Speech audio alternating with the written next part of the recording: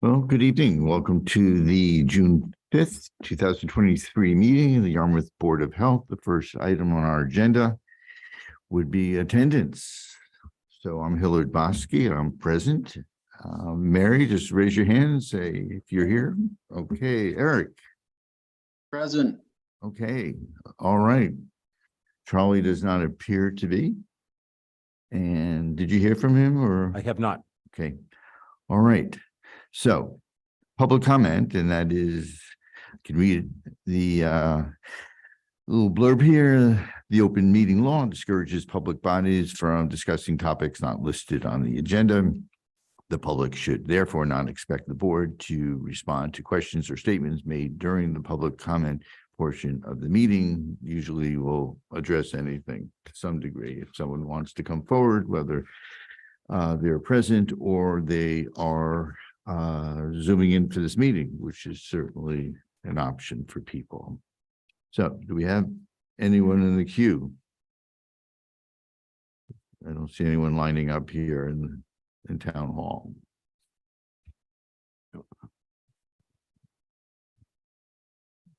Anyone? Anything? If not, we're going to move on here. Okay, second item. And we have an interview tonight for the open position for the Board of Health. It's an opportunity to meet. It's Barbara Potts, who's our candidate, who's coming in. Just have a seat at the table. And just, you can state your name for the minutes, the record, whatever. Okay, my name is Barbara Potts. Okay, great. Thank you for coming in. It's nice that people are interested in perhaps joining us. Generally what we want to see is certainly for the person to ask the board members some questions. And if the board members have any questions, want to know a little bit about you as well. That's sort of what we're here for tonight. So what is the most difficult part of being on the board? I think it's making some decisions that perhaps can be not felt like they're in the best interest of an individual.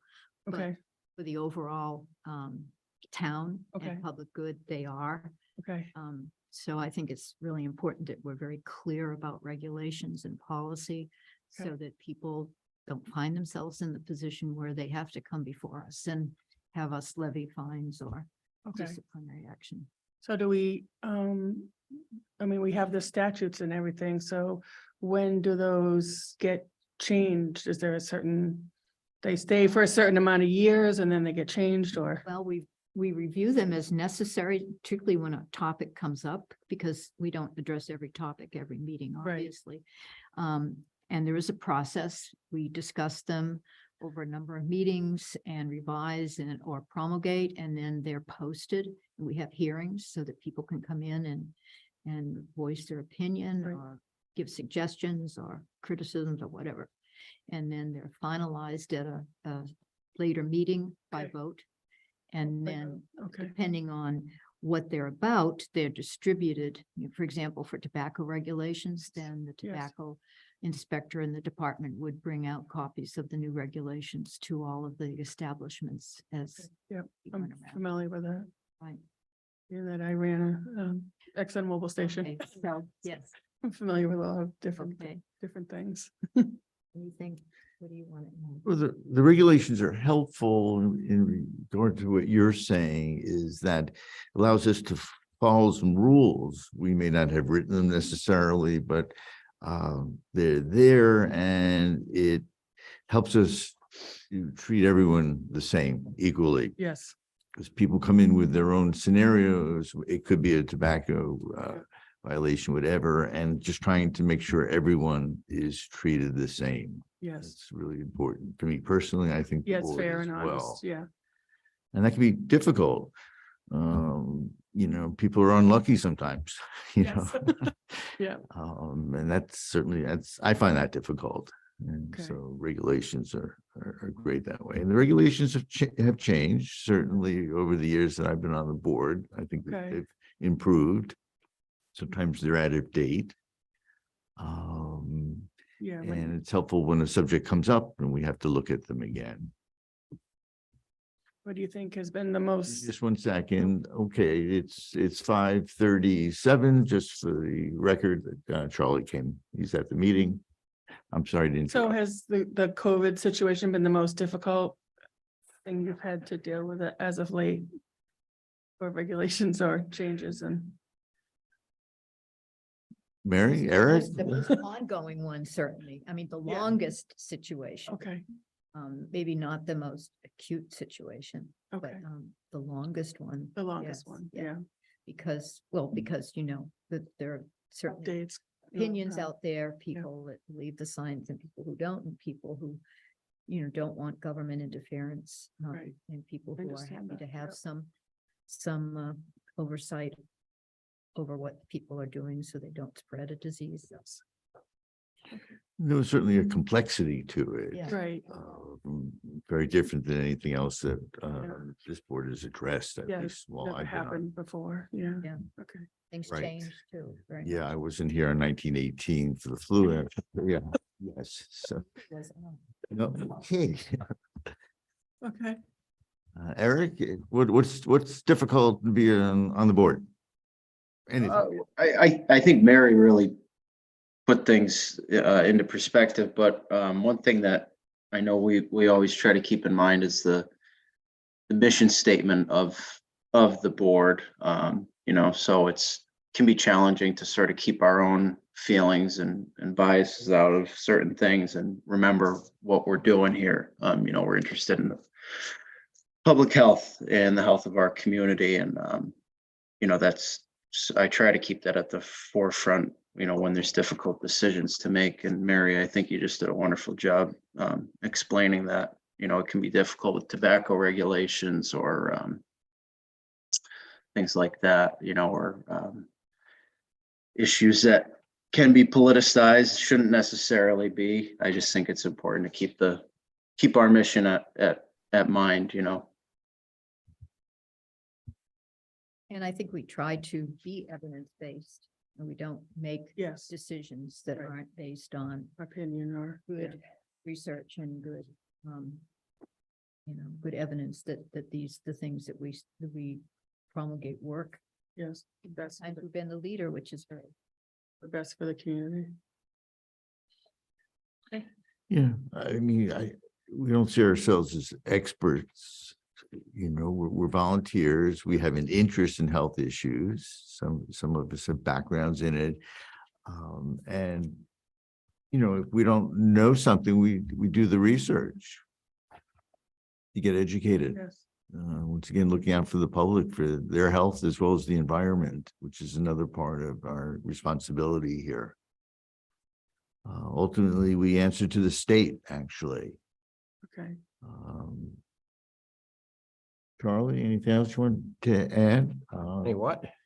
Anything you want to add? It was just the question came up about any difficult issues or things that are challenging to be on the board. No. Anything? Okay, all right. Why are you interested in being on the board? Well, I was born and raised in this town. And I would like to, I have a lot of knowledge. I've worked in a bunch of different types of business. I've been a retail manager for 25 years.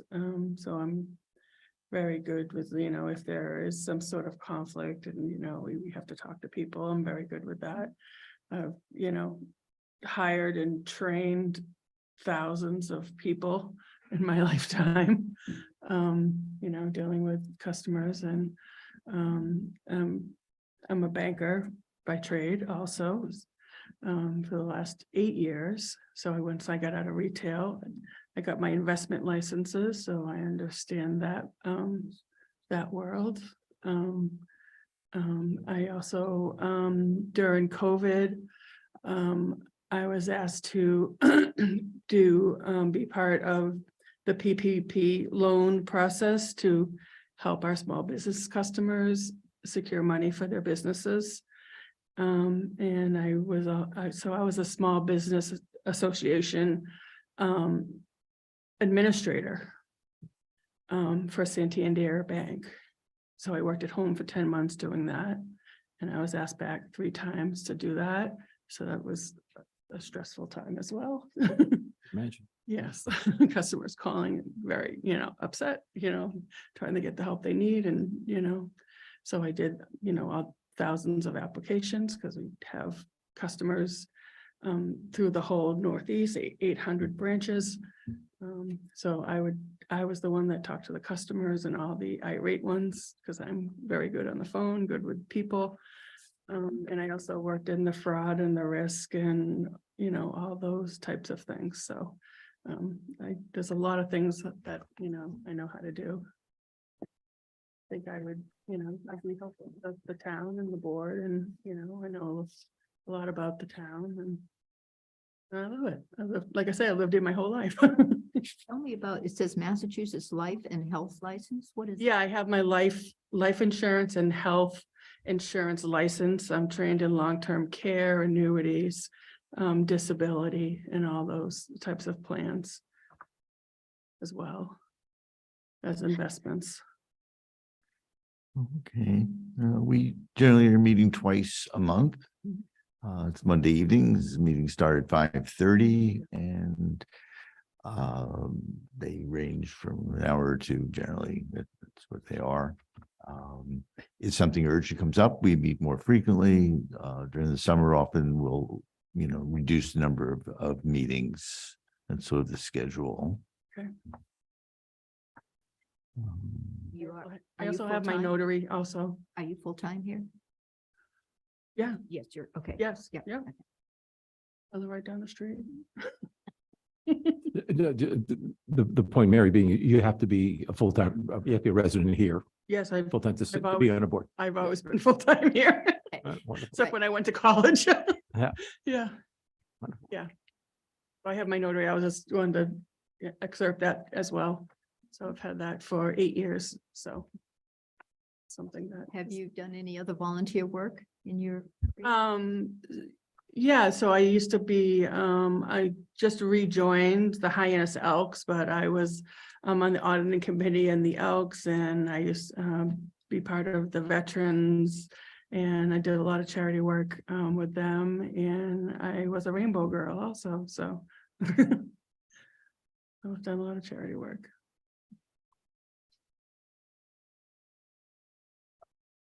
Anything else you can, question wise for us? I mean, it. Big responsibility, that's all. I mean, there's some time, reading at home, preparation. There's some site visits, for instance. If someone's putting a septic system in that needs a variance, means that they have Okay. special Yep. circumstances on the property, and so it Okay. means going and looking at the property in Okay. preparation for a meeting. Okay, If there's an incident, could be at a restaurant or it could be at a pool or a motel. Sometimes it requires really a site visit, and obviously it's in Yarmouth. right, yeah, that's fine. Jay, you think of anything else? Well, I would thank you. I would simply say this. The discipline of public health is not passive, right? It's engagement. It's Yes. protecting the community and the environment, right? Yes. It's protecting the environment. Yeah. So we're working on a regular basis, and there'll be tonight working with the public. And sometimes enforcing regulations is difficult. Yes. As the chair said, the authority for the board comes from the Commonwealth of Massachusetts. So there are codes that you'd become familiar with. Yes. But one of the things that is difficult is, and each of the board members, Eric, Mary, and Hillard all talked about, is difficult in conflict and things of that nature. How have you dealt with? You have to enforce things, taking the That's- emotion out of this, and this is very. That's easy for me because I worked in a bank and. Yeah. when people come in irate and freaking out, and I'm one that can calm any people down and. Yep. Get to what the problem is and get whatever the resolution is, and I'm very good with people and talking to people, so that's not an issue for me. Well, Barbara, that's important because in this, as you probably well know, as you just Yeah, articulated, when there's a lot of emotion, sometimes logic goes out the window Yeah, and yeah. the board doesn't have that luxury. They have to stay very focused, Yeah. be clear on the facts Yeah, and enforce them in a standardized way. yeah. Right. I've always worked for corporate businesses and there's, the businesses that I worked in, like I worked for ExxonMobil, that's all, managed by the EPA. There's all kinds of rules, regulations, and I worked for banks. There's certain things that we have to abide by. We just can't be, giving out things to people, here's some money, here you go. You have to, follow the policy and procedures. Right. So but you have to present the thing in a good way that, makes the customer happy with, and you can't be insulting them either. You have to explain it to a way that they understand. That's an important piece. The other part that the board does on a regular basis to educate, right? We engage and you inform, but you educate individual. Why are the rules and regulations here? Why are these rules here? And this is the body that has to make the difficult decisions. Yep. And sometimes it's not a popular. Yeah, They're not popular decisions, quite Right. frankly. Sometimes there are some meetings where this room is somewhat filled with angry individuals and that they have an opinion on it, yeah, right? And then you have to sort through that. Yeah. So, Yeah. I don't want to make all the downside, but just to know what you're going, to make an informed decision more than anything. Thanks for stepping forward. But, they do have to make, some very difficult decisions at times. yeah, I understand that. Yeah, I have no problem with that. I'm really good with that. Okay. Yeah. Oh, good. You're okay with reading before a meeting and taking the material? Yeah, I'm because not a they're shy good about person. Yeah, The staff's good about sending us the material, the backup material, review of the statutes and. yeah, So you I'm can not a come shy person, so I have no problem doing that, so.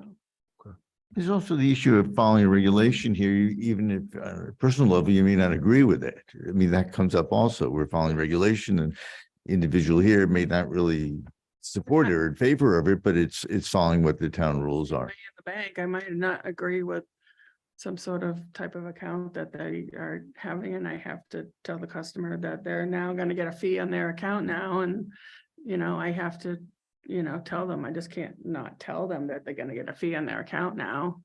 So you have to explain it in the way that they understand and what the purpose of that is, and you just have to follow that. Right. So. Could I just ask you, you said you've worked with mobile, you've banking and a number of different things. Is there any organization that you work with that might present a conflict of interest or you'd have to recuse yourself? Well, I worked a bunch of retail, Okay. I worked at the Gap, Linens and Things is out of business. No, that wouldn't, I didn't know if you were working in town right now on things. And you know what, that's just a question and the board members do, just what you'd have to do is just, The you only inf- one that like I had a food service license was ExxonMobil, which is now All Town, the one in Orleans, that was okay.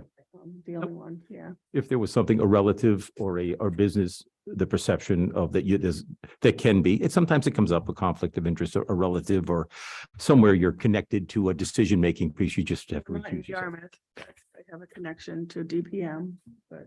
Okay. In Dennis, but I think, that would be it. yeah, I think the board just wants to give you, it's important that you step forward, the full scope of what Yeah, what this is, yeah. the opportunity and the responsibility that goes with this. So, Well, thank you for coming in. We have some interest in the position and we'll move along and you'll certainly hear from us in the very near future Okay.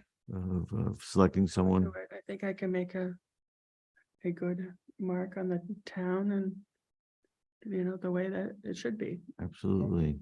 wonderful. Thank you. Great. Thank Oh, you. Thank you. Thank you. Thanks for coming in. So appreciate it. Thank you. Okay, looks like number 3 here on the agenda as we're looking at, it's a hearing, tobacco violation. It's a second violation. This is going to require a vote on the part of the board. And the first up looks like it's Peterson's Market. They're located in 918 6A in Yarmouthport. And the violation has to do with the sale of a tobacco product to an individual under the age of 21. Jay, any background information here? They're not here yet. Okay. The second establishment is here. If you Okay, could so just let's take it out of order if you could. skip it. That's fine. This is Moonshine Liquors, and they're located at 931 Route 28 in South Yarmouth. And it's the same type of violation. This is a sale of a tobacco product apparently for underage 21 person. So Just what else should we be aware of? in your packet, you have the letter that was sent in bold, second paragraph. You can see that on May 8th of this year, early afternoon, 1:30 in the afternoon. An employee sold to an underage individual through a compliance check done by the Barnstable Tobacco Control Program. And unfortunately, they're really educational visits, but unfortunately, this is now the second violation within a specific period of time. So I'd like to hear from the establishment. My name is Steve Jamulis, from Moonshine Liquors, my wife Tula. I gotta tell you, we take this very seriously. There's not a day that goes by that I don't, since the first, compliance check that we failed. There's not a day that goes by that I don't tell every employee, and this is not a lie, every employee, not a day goes by that I don't mention IDs. And that selling a pack of cigarettes is the same as selling a bottle of liquor. Every single day, every employee. And if I'm not there for the night employees for some reason, I text them, I call them. And I guess when you're dealing with a human element, it's just, it's just not 100%. I guess it's just not 100%. This girl, I'm training to be a manager. I trusted her. I really loved her. She's a smart girl, young girl. Why on a Monday afternoon at 1:30 with no one else in the store, how she did this, I just can't fathom. I really can't. I don't understand it, to be honest with you. I mean, I got the kid on camera and she said, well, he's got a beard. I said, our rule is 35 or less. You can't tell me this kid looks 35 or less. That's our rule. And she said, well, I said, I don't care what he's seen. This is what it is. Why? I just don't understand it. And like I said, when you're dealing with a human element, I guess there's going to be mistakes made. And the other thing that bothers me about all this is, why isn't she responsible for any of it? I mean, for lack of a better term, she pulled the trigger. Why isn't she sitting here today? You could have brought her in. So I could have brought her in, but why didn't you call her in? Why wasn't she made to come in? Because the license is in your name. Right. So, which brings me to the fact that they're responsible for nothing. And it's only because of money, because of my license. I'm a license holder and I can be held responsible. Why isn't she held responsible for this? Even if I brought her in, she's not responsible for anything. So she could have a issue with me. I might have had an issue with her in the last week and she just didn't care to ID the person. It was obvious that she didn't care to. She had all the time in the world. It would have been quicker because the person you send in can't argue with, I guess. So do you have an ID? No, I don't. And he leaves. It took longer to say, do you have an ID? And it took longer for her not to ask for an ID and to do the sale than to say, do you have an ID? And he says, no, and walks out. I just don't get it. And I apologize to the town, to the board. You know, my wife is a daughter of immigrant parents. I'm a daughter of immigrant parents. We grew up knowing to work hard, follow the rules, pay our taxes. And I got to tell you right now, after the second, I feel like a common criminal after $3,300 worth of fines. And what, it's just crazy. I don't know what, we're at a crisis level at the store right now. Have you thought of some things you could do? I think at one time you used to have one register dedicated to cigarette sales only. No, we didn't. Liquor sales only. No, we didn't. You didn't? I heard someone had mentioned to me about having a register that won't ring Mhm. an alcohol or tobacco sale without an ID, but Right. again, they have to ask for it. So the human element comes into play once again. We have a machine to check IDs mostly for out-of-state IDs because we really don't know what they look like. You know, there used to be a book years ago, but we have a machine and it was very expensive and it's very expensive to keep online, and we do use it. Once again, the human element, they have to ask for it, put it in. So again, all we can do is apologize to the board, apologize to the town. We take it very seriously. And Some folks that have come in, not many, but some have brought the offending employee in. And that some of those people have held that employee accountable for the fine. And I mean, and that's something that they told their employees ahead of time. You know, if there's a fine involved, it will be your responsibility to pay it. I know that doesn't help for your record per se, but it, you know, sometimes you need something that's a little bit more motivating than, yeah, well, I don't know what, well, for the record, but how do you, most of these people, I mean, it's been a long winter, keeping these people at $22 an hour on. It's been very tough, and this certainly is not helping, but what am I supposed to do? What can I do with them? Make them pay me? How does that work? I suspended this girl for 10 days. I brought her back, but after I wrote the check this morning, I'm not sure I'm gonna bring her back, because she was supposed to work this morning. She was to open this morning and work, and I texted her that I'm sorry, I'll work myself. I just can't. I'm too nervous to have you there today. And I'm not sure I'm gonna keep her on, and this is the second employee I'm gonna let go now because of this. I don't know if she has learned a lesson and will be more vigilant now, or if a new employee will get it. So it's tough, to say the least. I got a call last week from someone in Yarmouth. And an interesting scenario. They went to a liquor store with their daughter. Daughter wanted to buy some wine. And daughter was asked for ID. And she, what did he say? 36 years old. And what she had was her wallet, essentially is on the phone, not walking around with any hard copy of ID, like a driver's license, all those things. And a lot of the kids do that. A kid, 36-year-old, that's what they do. And I have a couple also where I can show that if I need to with a credit card, and it's on, that kind of thing. So that's going to be another issue. We just had that issue with alcohol and we refused it. flat out Okay, refused it was refused by the Flat out. store, even though, I don't know about this girl. I was there. I'm not sure. I think it was me. We flat out refused it. I said, I have a copy of my license. I don't know if that's the same as you're talking about. I said, absolutely not. No, because we have Yeah. a machine. I want to see it and I want to check it.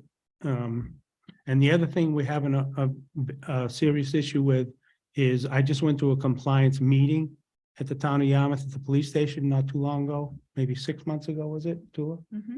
And I even have a sign on my door, and I have signs everywhere. That everyone in your group has to have an ID. If 3 people walk in and one's buying and the others look young, I need to see 3 IDs. We just had a lady had No, a fit we- in the we- store because we wouldn't let. We almost wouldn't had- we had the serve biggest group argument. Because she didn't have her ID. He said, I'm 32 years old. I'm pregnant. I said, I don't know what that has to do with anything. I just need to see an ID. I don't care what color you are, who you are. I just need to see how old you are. That's all I care about. And we get in arguments. It's very hard. I apologize to him, it's tough. And Yeah. especially in the summer, groups walk in, college kids now, 5 people walk in.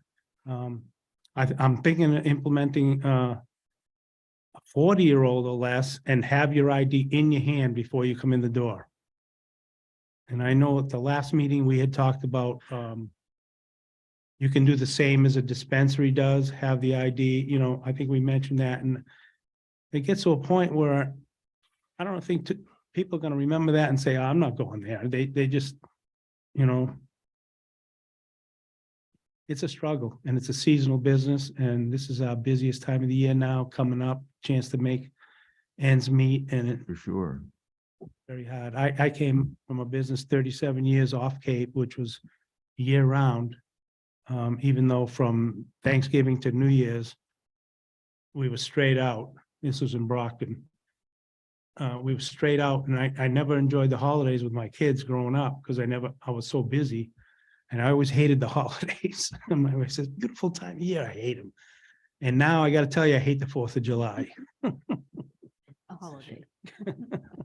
It's the big holiday here. It's not Christmas, but it's the big holiday here. So believe me, we're working at it as hard as we can. And like I said, when the human element is involved, Yeah. it's very difficult. We all can hear your passion and what you're trying to make this right. So in no way, as far as you mentioned, you're embarrassed or common criminal, none of that applies here, just so you know that. But please know that the board understands it completely. But we're just curious, when you do a sale, you talk about this, are you actually scan tobacco? Is that you scan the tobacco into the register? Is there something that would pop up to say, listen, this transaction can't move forward unless an ID is put in? Like, you know how We do scan the pack. you scan the package. Is there anything that would trigger if it's a pack of cigarettes in that technology in that? I'm not sure. My son, who's really into the tech stuff, is looking into that since someone mentioned to me that the sale won't be made without. Well, He's looking into right. that, but that would have to do with alcohol also. I Yeah. mean, why would it be just Wonderful. tobacco? Yeah, sure. Oh. Terrific. And I don't, I'm just thinking off the top, just something to say, hey, listen, you have to have some trust that you can't actually, your employees, when you're not there, and I'm sure you both of you probably put in a lot of hours, more than you'd like. At this point, yes. Yeah, I can imagine. I'm just thinking, when you're hitting that scan and that defaults to say, listen, unless a valid ID is put in, this dead ends right now. Is that technology even? I'm not exist? sure. My son, like I said, my son is way on top of all that. He's looking into it. Good. Again, anybody's ID could be put into it. The employee's ID could be put into it. Oh, yeah. Okay. Well, now that's I yeah. don't know. Like I said, when he first did these registers with all this, people can pay with their phones and tap their credit cards. I remember one day, because I'm so old school, I remember one day calling him and saying, are you sure we're getting paid? Right. But it's all so new to us. Yeah. I've been doing this for 52 years and it's just, I'm used to registers. Sure. I wish, I tell you the truth, I mentioned it in the last hearing. I wish it was like the dispensary business, the pot business. For lack of a better term. That- They have they- to show an ID before they come in the door. Right. They have to show an ID in a booth and they sign them in, but in this business, it's just, I don't think that would work. It's just, you'd have a line Right. down the parking lot. If It's they also go very on a 2 expensive. weeks. You'd be hiring another they're- person. Yeah, well, yeah. I mean, this is getting very expensive too. It's incredibly expensive. So, We have some coming in later in the meeting from tobacco control. We can certainly ask him if there are some other mechanisms that would be helping the store owners along regards of screening customers. I'd love it. I'd love to sleep better. Yeah. So the fine has been paid. Okay. In addition to the fine, there is a suspension. Yeah, it's 7 consecutive days, which I know. The state regulations, just so you know. You're enforcing state. Could I just make a comment? Sure. Scared. I wanted to make a comment regarding, you had mentioned, if a person looks to be 35 or under, they need to be carded. And I feel like we discussed this as a board with you last time you were in, was that's a very subjective thing. And it turns out that was kind of the instance here where the employee said, well, so-and-so had a beard. I really thought they were 35. Just my opinion, I don't really think that's a good metric to use. I think it just has to be more black and white. Everybody's ID gets scanned. It's just the way it is, because I think for the employee, they need to understand that they're if they, maybe a way to explain it is if you're willing to risk your job over not IDing this person, then go ahead. But, that's really the risk that they're assuming. It's, everybody looks different. People look different ages. And I think we had this conversation last time. And so Right. I just wouldn't leave it up to that. I would say just ID everybody, scan everybody, no Well, questions. The federal statute is 27 or less. That's what they tell us. Federal statute is if they look 27 or less. I thought I took it a step further than Yeah. that. I mean, that's what they, in a letter to us, told us. So I thought I took it a step higher than that to make it even more viable that, this guy, no way he's 35, no way he's 24, 27. So Yeah. I just think it can get wake up, messy people, and can get you into trouble, that's all. I Right. just don't want to see it get you into trouble, So it's best not to do that, you're Best to- suggesting? To card everybody if they're. To buying card cigarettes or everybody. Alcohol. Yeah. We just apologize to the 80-year-old, but this is what you have to do, or it's a compliment to Say, "It's them. great, I haven't been carded in decades, so, but Yeah, well, most people understand. yeah. Um, And you could even put up a sign and say, we are going to be carding anybody of any age that wants to buy tobacco or alcohol. I understand, once again, the human element steps in and the girl, they have to do it. Right. I mean, you can, like, I think you had mentioned, you can put all the signs in the world up. Right, but that's just to alert people, because Yeah. if you do that, you'll be changing your policy. So it just lets people know ahead of time instead of coming in and getting all angry because, well, I never had to Well, before. I mean, if you look 30, it's on the door, it's on the counter, if you look 35 or less, so they should, I mean, That's subjective, My husband checked out of the medical appointment today and the woman said, wow, you don't look your age. Well, he never would have been carded. He's 80, but right, you just can't tell with people. I tell people I still get carded for a senior citizens discount. Yeah, sure. I mean, people have to follow the rules, and So we need to establish dates of the suspension. So why don't you tell us what's going to work best for you? I'm sure nothing's going to work very well for you. Thing this time of year, Yeah. but So we need Well, you tell some me what dates, I the, guess. you tell me what the options are. As far, consecutive business days. You can tell us when you want mean, to start. is it, has to be soon? Yeah. Can it be in the fall? No, Okay, that's. what Can I ask a question?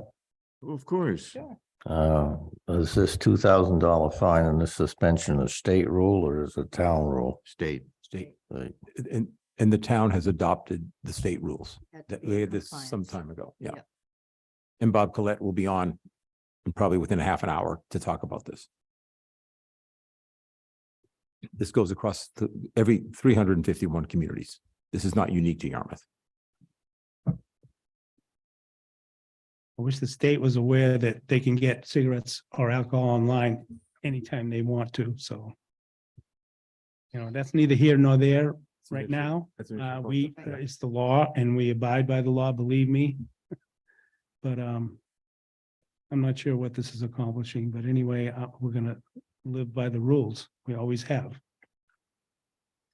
And so, what is the parameters of the suspension house? What's my options? Tell us when you're going to start 7 consecutive. Yeah, business we days. just need a date. What's the first day you want to Within the start? next Few weeks anyway. Okay, I just soon start tomorrow then. Okay. My busiest time of year is coming in the once next week when school is out. Mhm. Right. We're just gonna get slammed, Right. which we've been looking forward to all winter, believe me. But So we would be starting June 6th. yes, Okay. So we can have a motion and I guess vote on it. I mean, it looks like this requires a vote as usual for that kind of violation. I move that Moonshine Liquors have their license suspended for 7 consecutive days, starting June 6th. Thank you. Just a second of the motion, please. Second, Thank you. Any further discussion? See, there's none. All in favor, just raise your hand, say aye. Aye. Aye. Okay. And what, does that entail? All cigarettes have to be moved from the counter, blocked with something?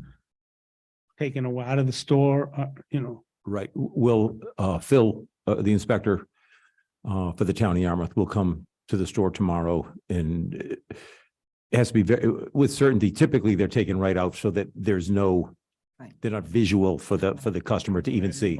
we have a square thing like this. I don't know if I could just block If you it could block that, and put sure, a sign, something say, something of that cigarette nature. Yeah. sales until, I don't want you to, I don't know the setup there, how big, not big. a project of moving. But it has to be blocked. It can't be Visual, visual okay. for the customers to see, but it starts tomorrow through the 7th through the 12th. okay, That could lead to some antagonism and it's the last thing you need. So, oh. Yeah. It's gonna be tough, but yes. I just don't get it over with. So Tuesday, Wednesday, Thursday, Friday, Saturday, Sunday, Monday, until next Monday. As I said last time, we don't really want to be seeing you again. No, I'm getting too So- comfortable. I'm getting to know you people too well and I don't. You don't want like to it. know us, right? Okay, Thank you for coming. here. Thank you. so stick with much. it. Okay, Thank you. So Phil will be in the morning? yes, Okay. Phil will In the stop by. meantime, Thank for coming in. all right, thank you. okay, appreciate it. Okay, we're still on the number 3 here. It's another hearing. This is for Peterson's Market, 918 Route 6A, Yarmouthport. And it's the same violations, the sale of a tobacco product to someone who's under 21. So please just have a seat, introduce yourself for the record. Jeff Blankenship, owner, Thank you. Peterson for- Market. Yeah, thank you for coming in. Yep. Okay, I'm sure you learned a lot or you haven't learned, but you were back there listening. I was wishing I could jump in Yeah, and answer. yeah. So Jay, just give us the background on the details. Same compliance check conducted by the Barnstable Yarmouth Tobacco Control Program, May 8th of 23. This says 1:11 in the afternoon. Employee was a female, a sale to an underage youth. Okay. Want to tell us about it? I can tell you that after our first meeting, which hit me pretty hard, we went back and retrained everybody. We also made an investment in our POS system of $3,000 to add on ID scanning.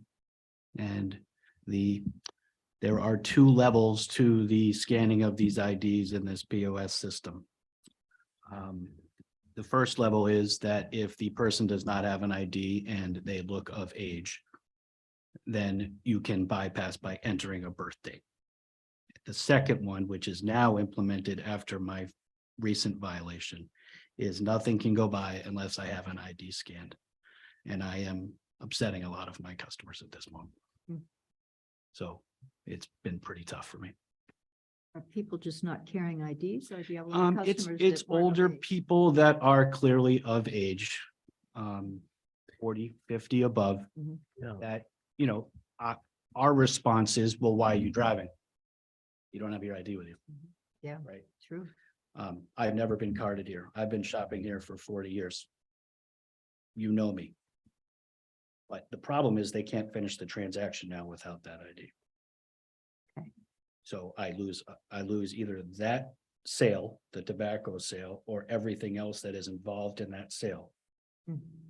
Because they're either frustrated and walk out or something else happens, but either way, it's not creating a good environment. Now, there was a violation here, and I understand that there's going to be adjustments and changes, but it's human error. My understanding is that and it's not that we were not at fault, but my understanding is that did come up. The age verification did come up when the person was asked for ID. They claimed that their ID was in their car. And then she just punched in the number in order to finish the sale. There was a line. Mhm. Yeah. So other than that, there's really not much more I can do. I haven't sold cigarettes since the violation. They've been covered up and. And they're not even, After this fine and after the investment I made in the POS and the short margin on cigarettes, it's probably not worth my time. There's a short margin on cigarettes, Very short, like what? 11-12%. That's more than Wow. supermarkets. so the system works at all the cash registers. I'm very familiar with the store, so, okay. We have signs now that says on the front that says we are scanning IDs, you must have them. And I got in a discussion just 3 days ago with a lovely, who used to be a lovely 80-year-old woman. Chewed me out because she wanted a bottle of Sutter Home and just left home, came to get the Sutter Home and didn't have her driver's license with her. Slammed down, made a scene in the store and walked out. And I'll never shop here again. So what are you doing with the alcohol when someone wants to? Same thing. So specific categories of items, alcohol, tobacco, lottery, and CBD Mhm. products are all requiring age verification. So whenever any one of those items scans, it automatically prompts for the IDs with the appropriate age that's needed for those items. So now I'm on, you can't get by without a physical ID that scans.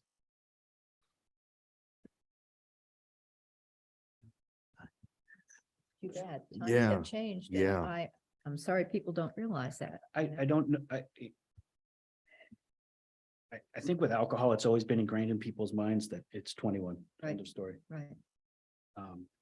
Cigarettes recently moved to 21, and I think there's a little bit of a mindset in some of these people that are cashiering that it's not that important for it to be 21 on cigarettes, to be honest. And like I said, I have been at Peterson's for 15 years and I have never had a warning or a violation or anything.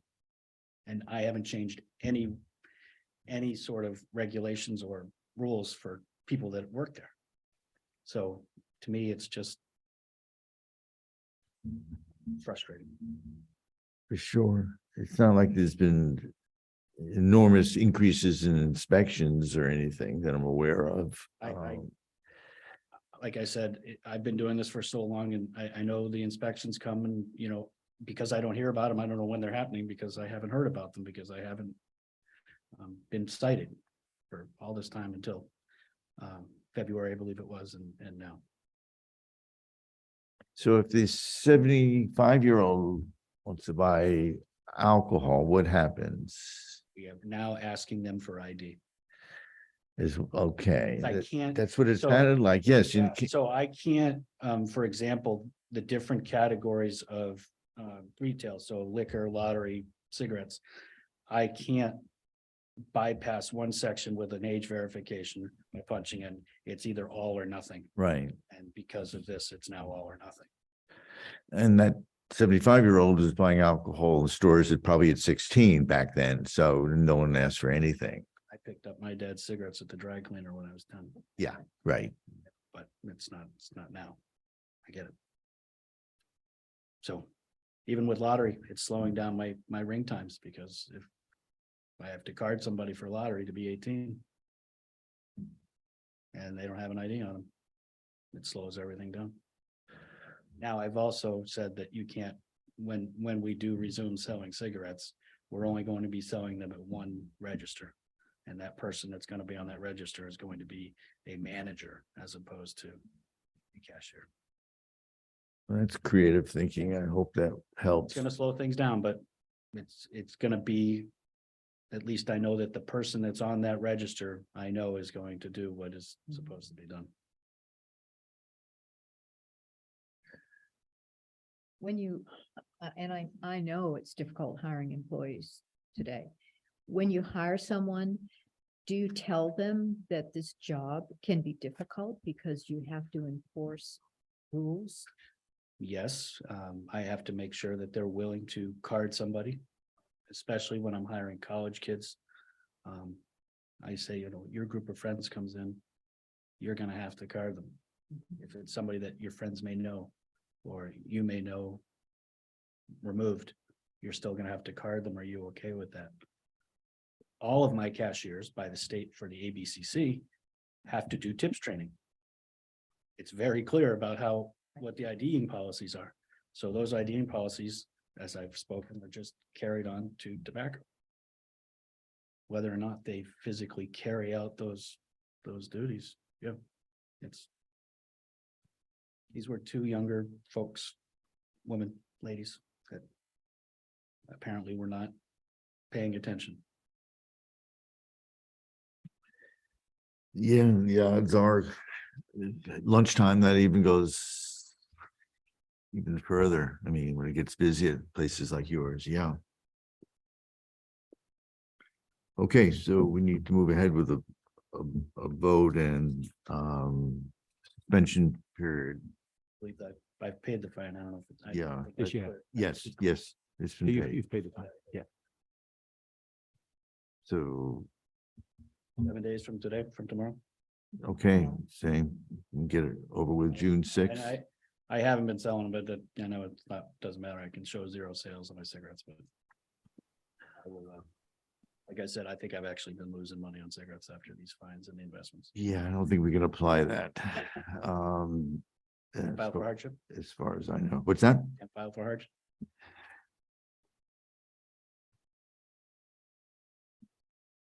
So, So still gonna go out to Peterson? So we'll go to, yeah, we'll make stops on both. Did I miss that? That it'll start. I'll make a motion, but he hadn't set the date, so. Okay. Eric, can you make the motion? Sure. I move we suspend the tobacco sales permit for Peterson's Market starting June sixth until June 13th. Second. further discussion, see if there's none. Once again, all in favor of the motion. If you're in favor, raise your hand, say aye.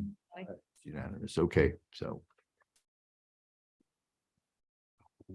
Appreciate you coming in and good luck with the new system. We all hope it works. Me too. Okay. Thank you. Have a good season there. We will. Thank you. Okay,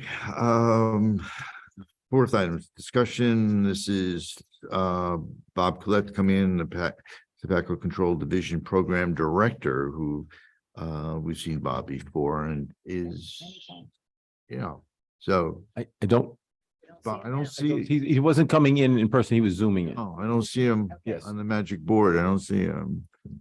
So why don't we skip it for the time being unless, Jay, there's something you want? No, it really is, it's up to Bob. I met with him earlier last week on Thursday. Phil and I sat down with him.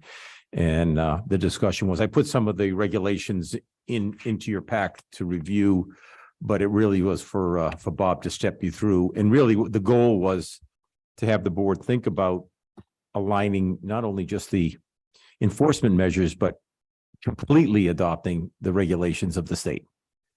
And they're fair. There's one of the ones you'll see, it's highlighted. Some might even be difficult to read in some sections. It's fairly new, actually. It's very recent. There's a date on that. So hopefully Bob might have just gotten delayed and he'll join us and we can just watch to see. But that's the purpose of that. I couldn't tell if it was highlighting or blocking it out. No, it's Because highlighted. I couldn't read it, but so in other words, the Plymouth regulations do follow the state regulations. Yes. So I mean, I did notice that there are a few things that we didn't have in that were in Plymouth. I didn't think that there were very many, but that there were some like coupon. We didn't define coupon. Electronic nicotine delivery system, we don't have in ours. Yep. Tobacco product flavor enhancer, a retail establishment. We didn't have that specifically defined and we called it didn't call it an adults only store, but I forget what it's called, a smoking bar or whatever. And then this was interesting. Retailers must obtain manufacturer documentation certifying that all products possessed, held, kept, or sold or distributed do not meet the definition of a flavored tobacco product. That certainly would help retailers, but have people been finding it difficult to get that from the manufacturers Yes. via the distributors? So that would be Bob. I Okay. don't know. Bob would have to But I answer mean, that. would certainly help because, the list changes and people, things get by and the distributors try to stick in a sample or whatever. And then nicotine content and electronic nicotine delivery systems, we don't have addressed in our. Right. And so those were the things, at a quick review that I saw that were different, so. Yeah, dealing with the distributor, especially as the list kept changing, we dealt with this pre-pandemic and just it. Right. It's too easy for the store owner to get stuck with it. Right. The other issue was the menthol mint and wintergreen. In our regs, I think needs to be updated. Where the state actually had banned it a number of years ago. The other thing about when I reviewed our regs is the literature is too old.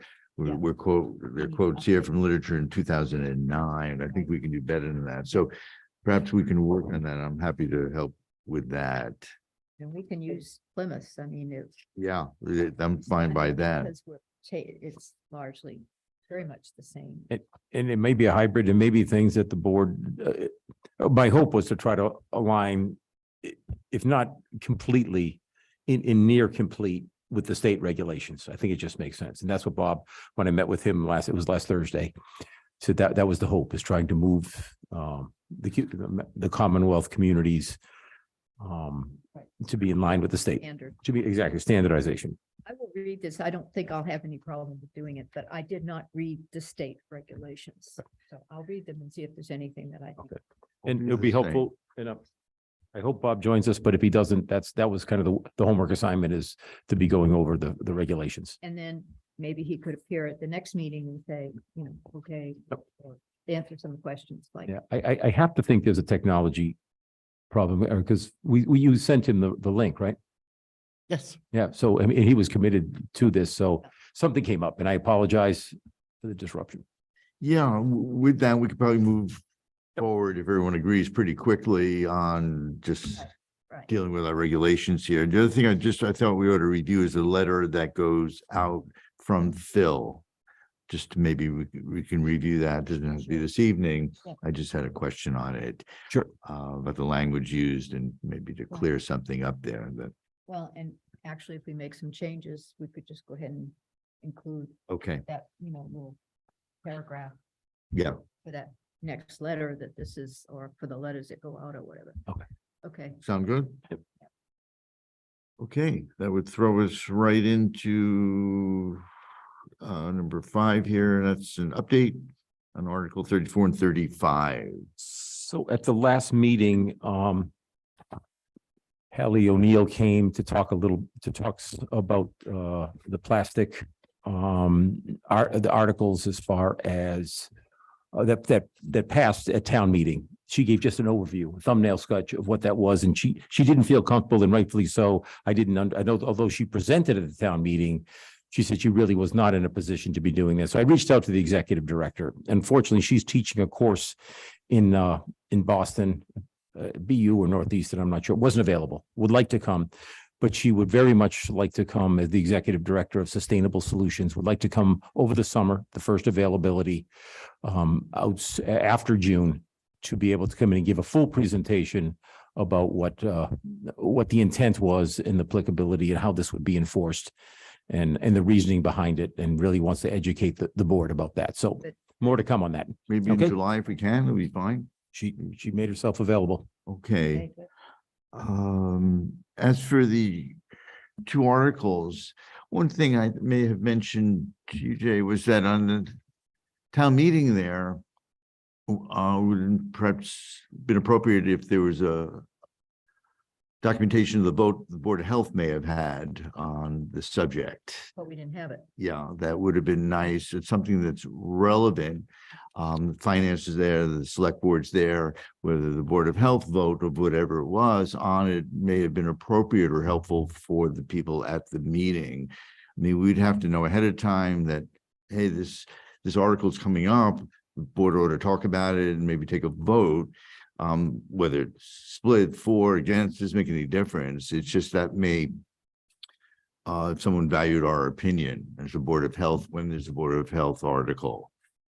And that had come up the first time they tried to get the styrofoam through, the first time they tried to get the plastic bottles through, the folks came before us and told us what they're trying to do and what other towns were doing, it Right. made us much more informed about what was going to be presented, and we could also, like Hill had said, support it or not support it, but at least voice our opinion on it.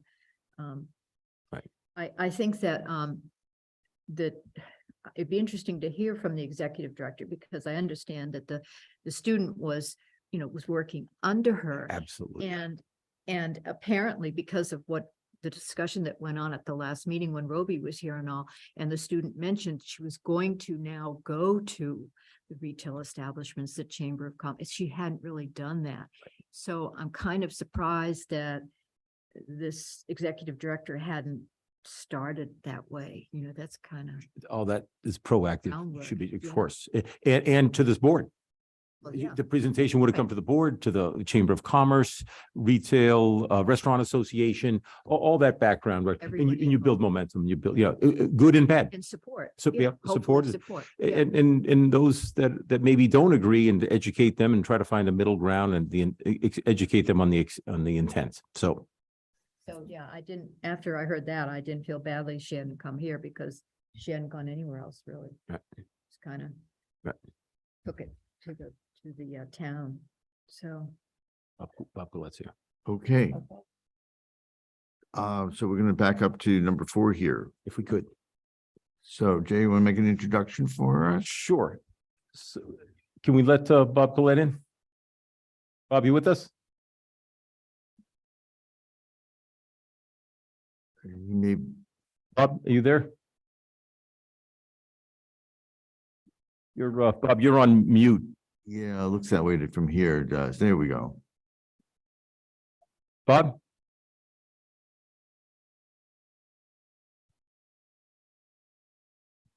Interesting. It did change where his name is, where the mic was there, now it's not. The red was there. Bob, could you let us know if you can hear us?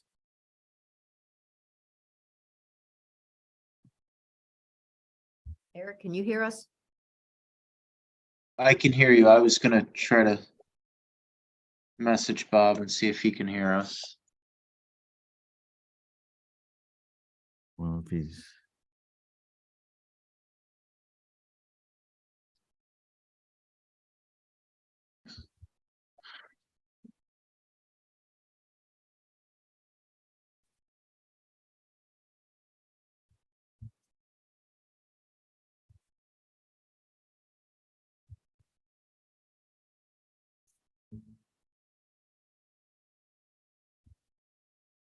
Oh, you want to proceed? I know.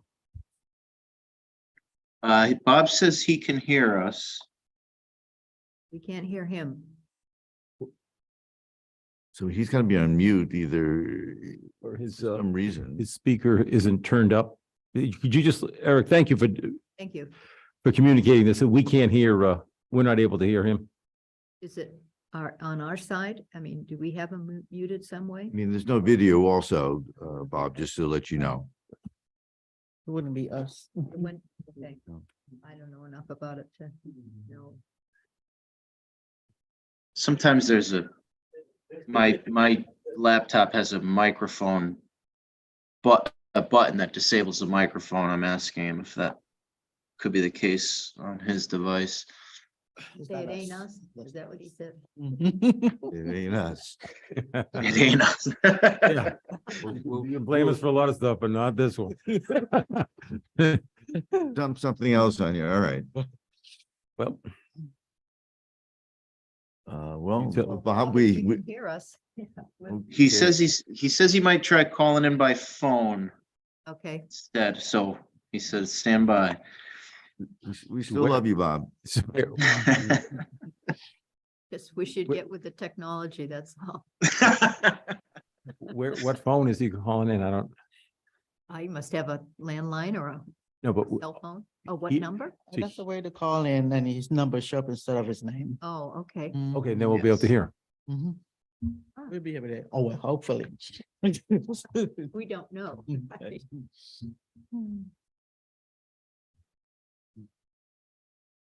He's Well, coming if in he can't again. call, you can tell him we talked about it.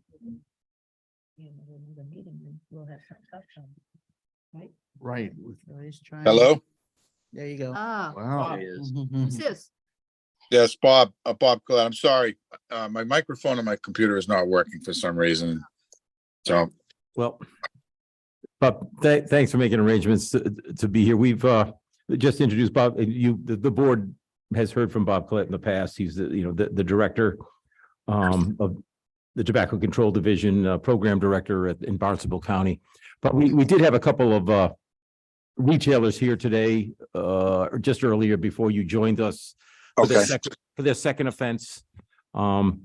And so went through it and their frustration, things of that nature. So when you and I met earlier, we've gone through that, but really the reason to bring you on, hopefully, was to maybe address some of the frustrations that they are facing, the retailers are facing, but also really the hope was to better align and maybe completely mirror the state regulations here in Yarmouth. And so the board has in front of them the regulations that you provided to me last Thursday.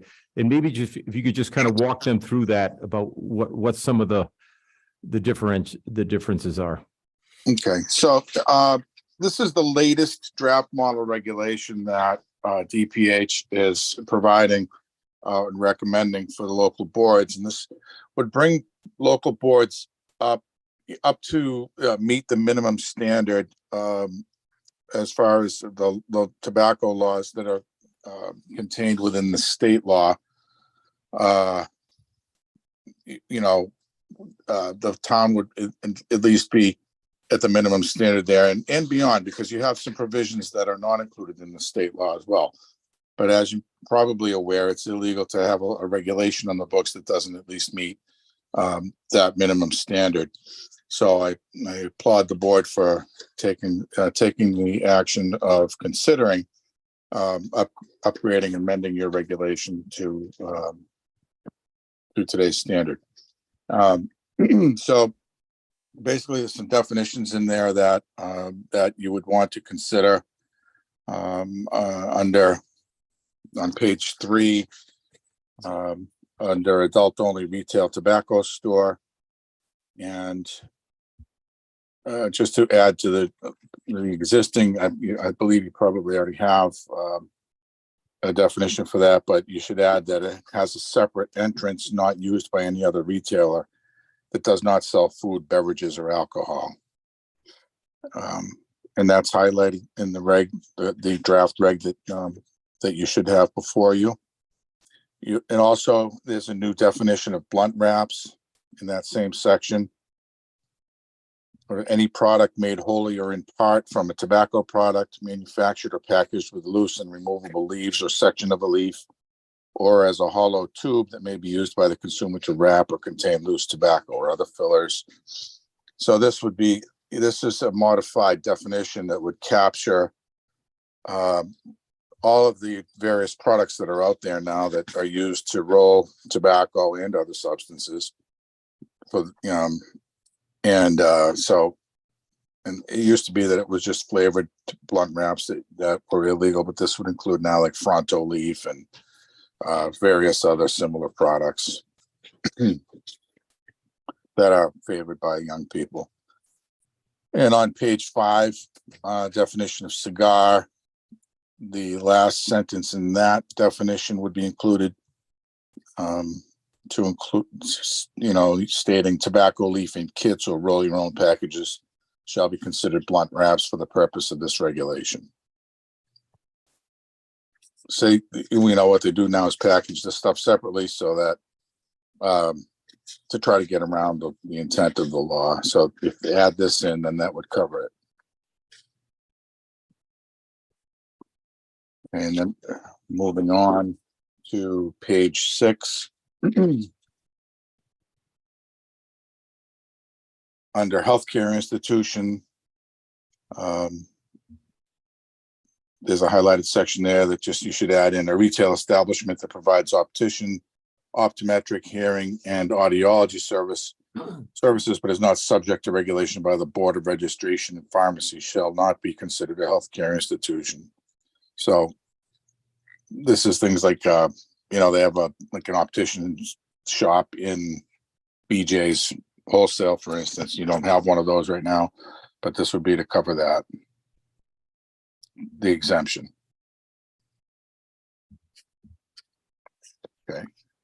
The, Um, Bob, just so sure. you know, what you gave me on Thursday, Yeah. I guess this was a draft, and it's actually a draft for the town of Plymouth. right, but this is,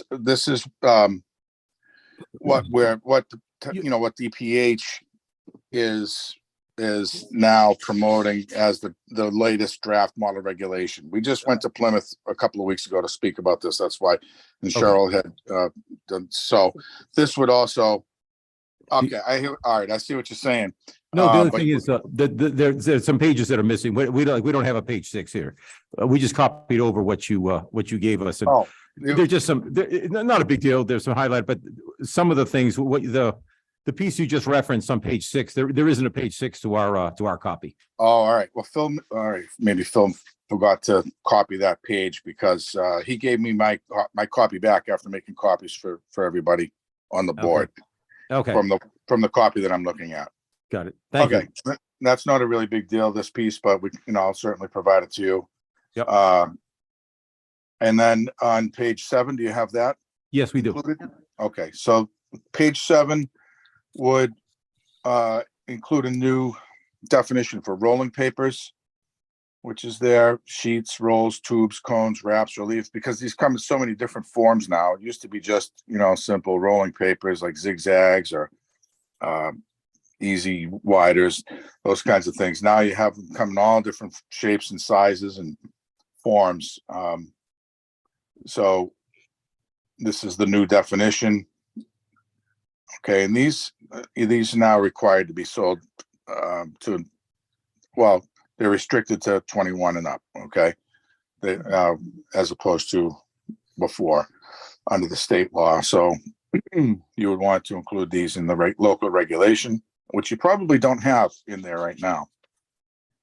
Because they were under state law, they were already addressed under this previous state law as being restricted to, you had to be 18. But under the new state law, the rolling papers are included. Okay.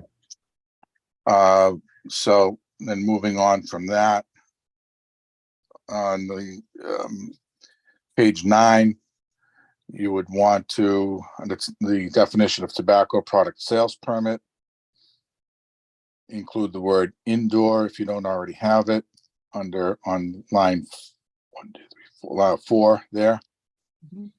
Yep. And also under that same section, E4, all required Mass Department of Revenue licenses related to the sale of tobacco products must be displayed conspicuously at the retail establishment. And that isn't always the case. I've got to say, almost half of them, I would say, keep them posted in an office, or they have them in a binder or something, or sometimes they just can't find them, and we spend some time finding them under the counter or wherever, but they are supposed to be posted. We've never really enforced on that, but the board should not issue a permit from year to year without the retailer having possession of the Mass Department of Revenue licenses, and there are 3 of them now. If they sell not only cigarettes, but let's say vaping products and cigars, they would need all 3 licenses from the state. And the board should require that those are a proof of the possession of those are required before the local permit is issued at the end of every year for the following calendar year. And then number 7, I think you already have this one in there, or a similar language. A tobacco product sales permit will not be renewed if the permit holder has sold a tobacco product to the person of age under the age of 21 3 times within the previous permit year, and the time period to appeal has expired. The violator may request a hearing in accordance with subsection of the violations section. So that's something that should be added. And then, do you have page 10 there? Or, No. No. No. yeah, okay, so it looks like Phil probably just copied like the front pages of these because this is a two-sided pages. There's some more information about sale of a business, which I can provide to you. So notwithstanding a cap on total number of permits holders, which you do have, the seller of a business holding a valid tobacco sales permit may transfer said permit to a bona fide purchaser for value of the business, subject to approval by the Board of Health as required herein. And B in that section is the purchaser shall apply for the transfer of the permit no later than 30 calendar days after said purchase. And the purchase shall not sell tobacco product until the transfer of the permit is approved by the Board of Health. And C, all fines and suspensions of the previous owner must be satisfied prior to the sale. So this primarily will, a lot of times violators will, they'll accumulate one or two fines, and then maybe after the second one, they say, okay, I'm going to sell the business and try to avoid paying the fine, and they sell it to their sister or their cousin or their parents or what have you, or someone within the circle that they work with, in business with, and try to circumvent the penalty of, selling illegally or selling flavors that they're not supposed to sell and that kind of thing. So this prevents that from happening. And then under the retail density section, which is the next one, a tobacco product sales permit shall not be issued to any new applicant for a retail location within 500 feet of a public or private elementary or secondary school as measured by a straight line from the nearest point of property line of the school to the nearest point of the property line of the site of the applicant's business premises. And I believe you probably already have that. The next one is a tobacco product sales permit shall not be issued to any new applicant for a retail location within 500 feet of a retailer with a valid tobacco product sales permit as measured by a straight line from the nearest point of the property line of the retailer with a valid tobacco product sales permit to the nearest point of the property line of the site of the applicant's business premises. So that's one that I don't think you have on the books at the moment. And Jay mentioned to me the other day that one of the stores down on Old Townhouse Road had sold the business, and they, he had basically two stores there were side by side, or maybe there was one small business in between them. And this would apply directly to that situation, whereby if you adopted this provision, then I think it was Quick Mart, you said, Jay, that sold. That would eliminate the possibility of them ever becoming a tobacco retailer again. Anybody who moved into that space, for instance. So it's a retail density strategy, which is a proven strategy to, help limit the number of retailers and the number of illegal sales that occur in a given community. So the next section down is applicants who purchase or acquire an existing business that holds a valid tobacco product sales permit at the time of the sale or acquisition of said business must apply within 60 days of such sale or acquisition for the permit held by the current permit holder if the applicant intends to sell tobacco products as defined herein.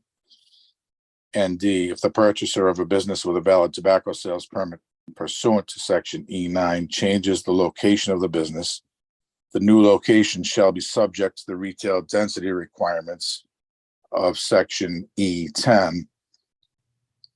So in other words, they wouldn't just be able to move their business wherever they wanted to. They would have to follow the regulations as regarding where they can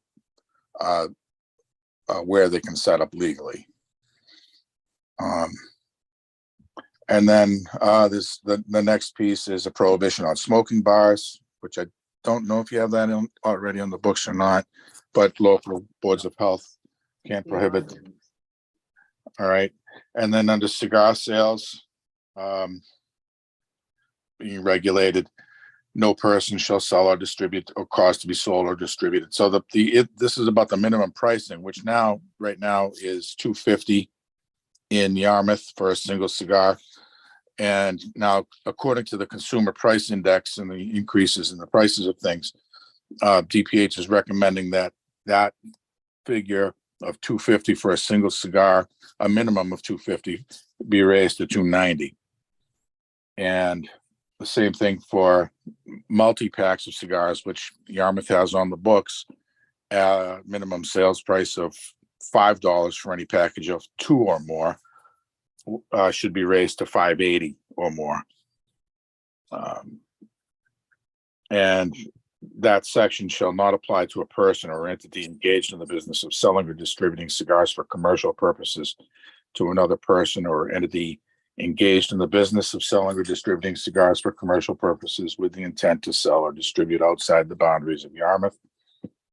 And then the Yarmouth Board of Health may adjust from time to time the amounts specified in this section to reflect changes in the applicable consumer price index by amendment of this regulation. So that 250 figure and $5 figure from 9 years ago now, I believe is when you adopted it, is now, obsolete, if you will. So this is just to kind of keep up with the way prices are increasing. And then the definition of the sale of flavored tobacco products prohibited.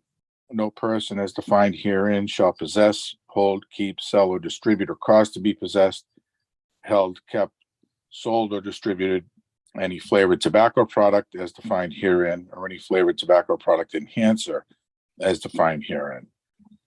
And then if you permit smoking bars, you add this phrase, accepting smoking bars for on-site consumption only, but you don't have any smoking bars. And if you adopt language to prohibit those, then you won't have to worry about that.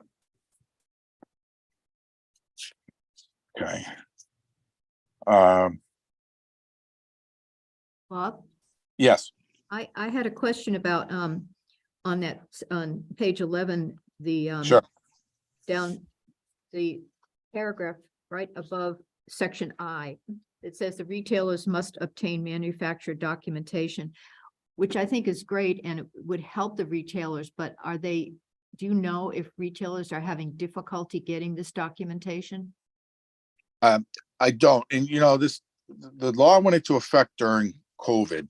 And I know at the beginning they were having some trouble, and haven't been aggressive about requiring proof of that documentation, but we're going to be ramping that up. We're finding products out there that the manufacturers claim are not flavored, but they are. Mhm. And there are a few out there. And so under state law, all of the retailers are supposed to have a letter from the manufacturer of each tobacco or nicotine delivery product that they sell, that states that the product is not flavored. And so I've found some retailers have them and some don't. And really going to be just as we move into FY24 here, we're going to start really inspecting for those. It hasn't been something that's been a top priority for us in the past couple of years because of all the new flavored stuff that's been emerging on the market and the different forms of delivery products that we've sort of been consumed with. But these letters are important because now the manufacturers are actually providing misinformation to the retailers in some cases Right. about whether or not the products are flavored or not. And then the retailers in some cases are getting caught selling these products that are flavored unwittingly. So we've tried to give them plenty of latitude on this and advise them to call my office or call your office, in which case, in turn, you would have them call me, I'm sure. But to get advice on each individual product that's out there or emerging on the market. There's new stuff every week, it seems. So it's very difficult to keep up with. I am empathetic with the retailers on this particular topic, but they should have those letters so that because if we know which manufacturers are not being forthright about what's flavored and what's not, then we can develop a plan to deal with that. And I know the Department of Revenue is doing some work on this as well. But I hope that helps to answer your question, but that is, they are supposed to have those letters. So some retailers are finding it not difficult to get them from the manufacturer. Some are finding it not difficult. The manufacturers are supposed to be providing it through the distributors, and the distributors are not always, just providing them Right, right, freely. Yeah. right. So- Bob, we ran into this when we first put our flavoring, the regulation in. This goes way back in the state. We may have been the first actually, or second in the Yeah. state. And Yeah. the issue was the companies were saying it's not flavored according to our lab. So we sent out, the state didn't want to obviously spend money in sending the products to labs to determine Right. whether it was flavored or not. Right. So, right, the cost of that would have been absolutely exorbitant. Sure. And so you recall, Mr. Chair, what the board did, and then the whole court case in Barnstable. And so that is actually set a legal precedent for boards of health across the state. They can determine whether a product is flavored or not just by, having a consensus, reaching a consensus after personally smelling the products themselves. And, most of the time it's pretty apparent. There's one out there right now that comes to mind, and it's called Dutch Gold Fusion. I'm finding it around here and there, but I'm advising retailers to take it off the shelf. And when I do so, I say, let's open this, because I want you to smell it. You tell me what you smell, because when I smell it, I want to eat it. And it smells just like a Hershey bar, but the manufacturers are providing a letter stating that the product is not flavored. So even the retailers that I've done this with, they have to chuckle, because they know. I mean, it's plain to, it's plainly evident that this stuff is flavored. So, Right. I don't know if you remember, but we certainly had our sniff tests there that night. yes, we did. Yeah, right. So, I try to engage them to the extent that I can when trying to solve these problems, because otherwise we'd have people in, every other meeting for violations of selling flavored stuff. And, so that's still, it's been a more difficult problem to deal with, and it's not as cut and dry as illegal sales to minors. That happens, it happens, it's done. There's no question about anything. It's there's no ambiguity there.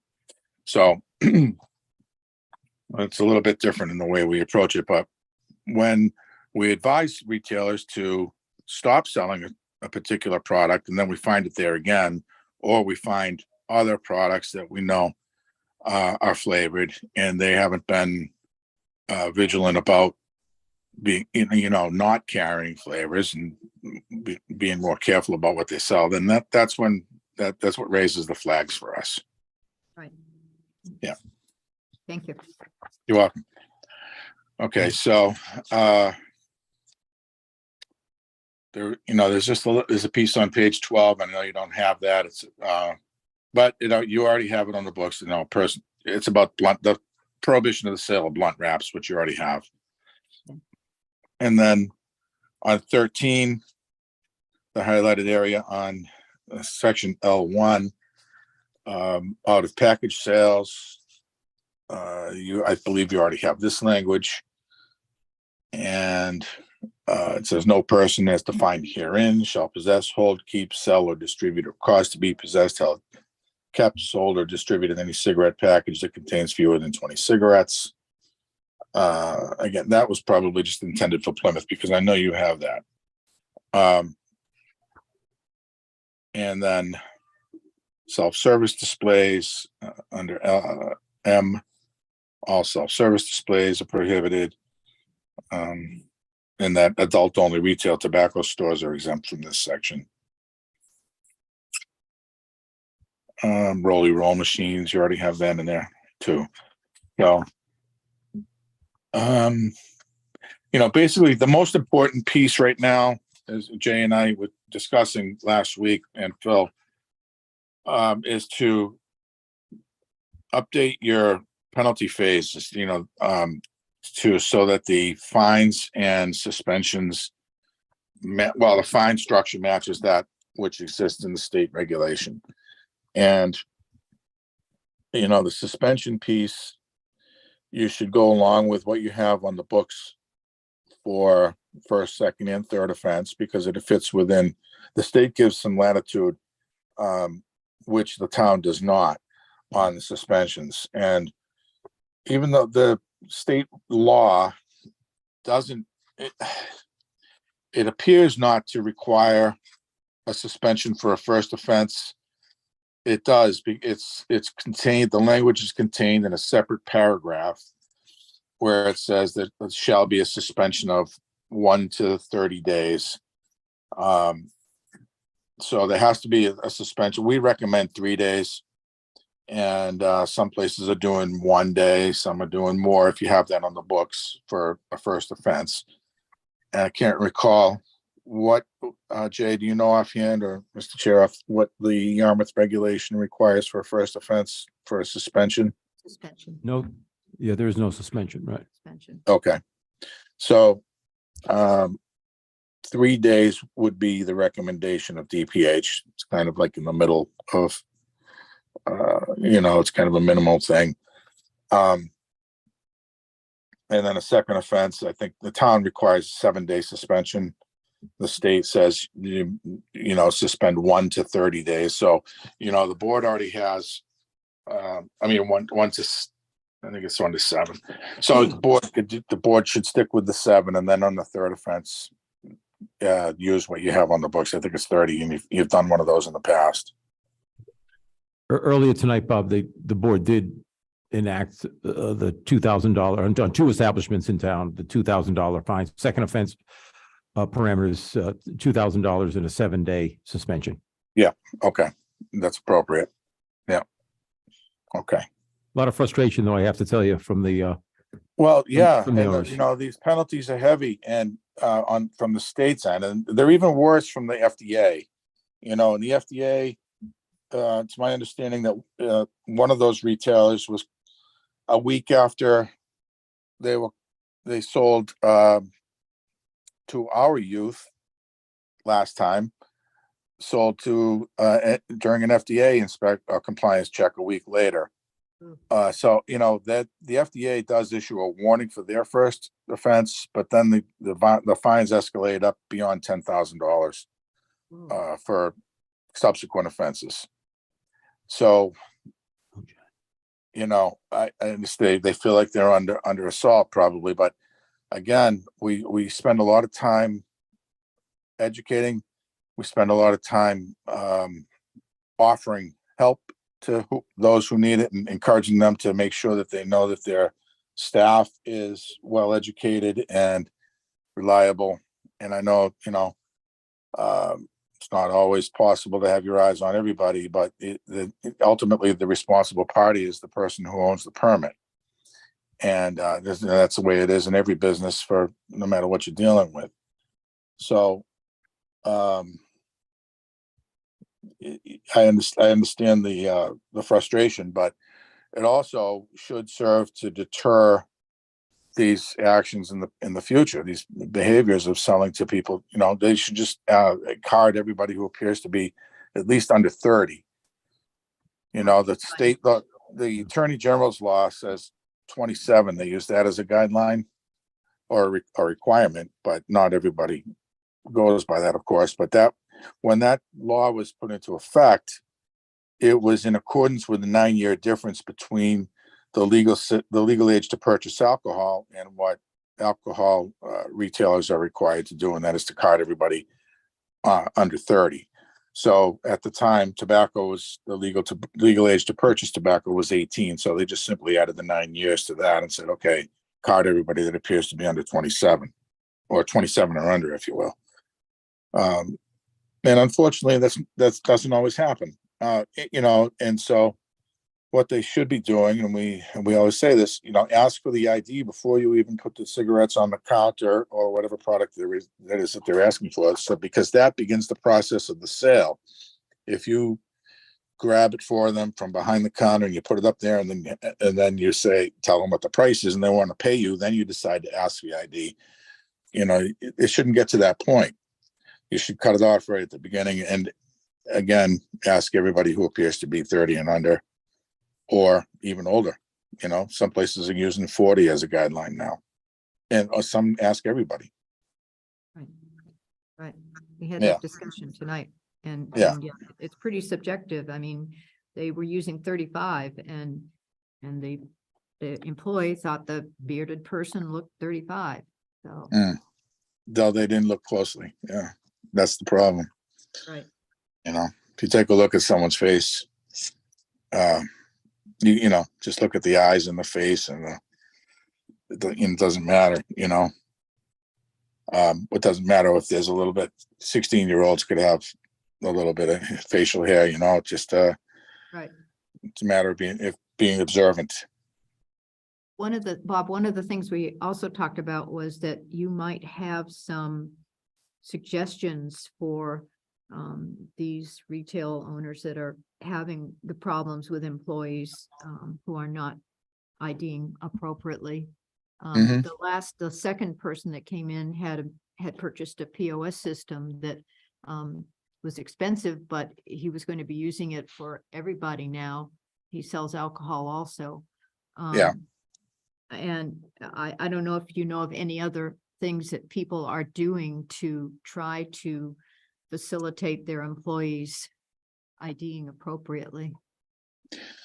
Yeah, a lot of the chains have their own programs and you know, they do their own compliance checks privately, you know, they hire some outside companies to do it, or they design their own programs.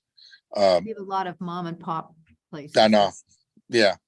So the mom and pops, it's a little more difficult, but even if they buy those POS, the scanners and machines and what have you, they're still subject to human judgment and error.